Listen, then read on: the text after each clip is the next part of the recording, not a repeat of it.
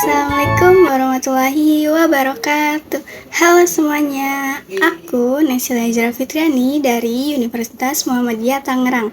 Dan hari ini aku membahas topik yang menurut aku itu seru banget dan deket banget sama kita semua. Nah, kalian udah pasti tahu dong dari judul di bawah ini, yaitu ngomong sopan, bertindak keren, etika Gen Z di dunia nyata dan dunia maya. Nah, ngomong-ngomong soal Gen Z yang kelahirannya dari 1997 sampai 2012, generasi yang paling aktif di sosmed, ekspresif, dan berani ngomong, tapi kadang cara kita berkomunikasi itu bikin kita salah paham atau dianggap kurang sopan ya.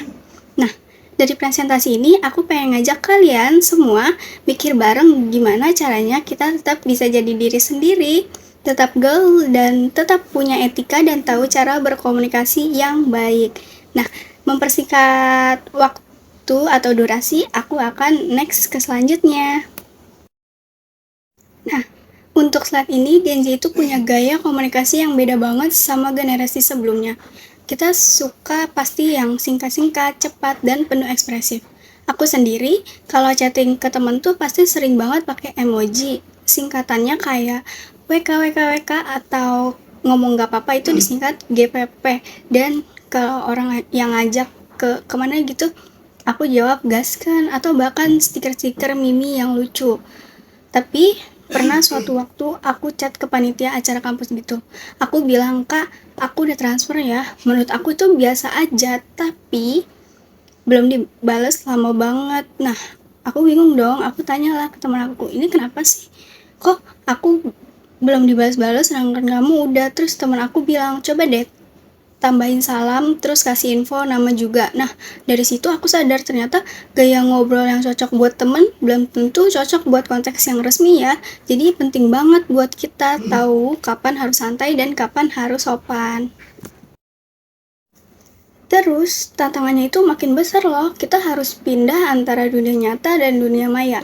Di dunia nyata, kita cenderung pasti kayak langsung to the point, tapi kadang orang yang lebih tua itu bisa nganggap kita kurang sopan. Misalnya ngomong tanpa basa-basi atau nada kita terlalu datar pas ngomong sama dosen atau staf kampus. Sementara di dunia maya itu kebebasan kita makin luas, tapi kebebasan itu juga rawan bikin masalah. Aku pernah waktu itu repost kayak kata-kata buat bukan nyindir sih, tapi ternyata itu nyindir ke circle tertentu gitu loh. Dikiranya aku ikut-ikutan ngejek dia, padahal aku nggak maksud ke situ. Aku cuman kayak buat diri aku sendiri gitu, relate. Nah, dari situ aku belajar dunia maya itu cepat banget ternyata, tapi juga sensitif ya.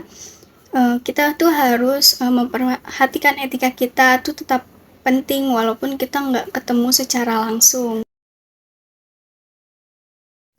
Nah, terus gimana dong Kak kalau misalkan kita mau kelihatan tetap keren tapi tetap sopan bicaranya? Nah, pertama, kita lihat dulu siapa lawan bicara kita. Kalau ngobrol sama teman, santai, oke, boleh gitu. Tapi kalau lagi urusan kampus, organisasi, atau orang yang belum kita kenal, mending pakai bahasa yang lebih rapi agar tetap kelihatan ya sopan gitu ya. Yang kedua, pikir dulu sebelum posting. Jangan karena pengen lucu atau pengen eksis kita jadi nyakitin orang lain ya. Kayak contoh aku sebelumnya itu kan padahal bukan nyindir buat dia, itu buat diri aku sendiri gitu. Yang ketiga, jangan asal share info. Sekarang banyak banget hoax. Sekali kita repost tanpa cek, bisa kita ikutan nyebarin hal yang salah.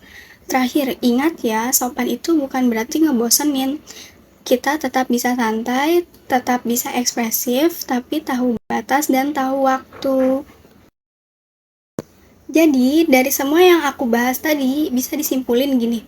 Gen Z itu keren, karena berani, ekspresif, dan jujur. Tapi juga harus belajar dari generasi yang tahu sopan santun, etika, dan tahu cara ngomong yang baik.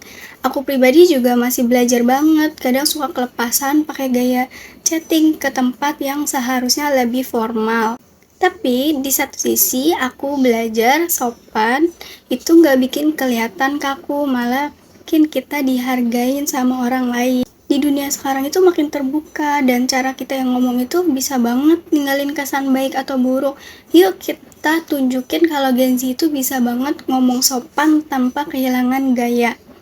Karena ngomong keren itu bukan soal ngomong paling keras, tapi ngomong dengan cara yang paling pas. Sudah sampai di penghujung presentasi.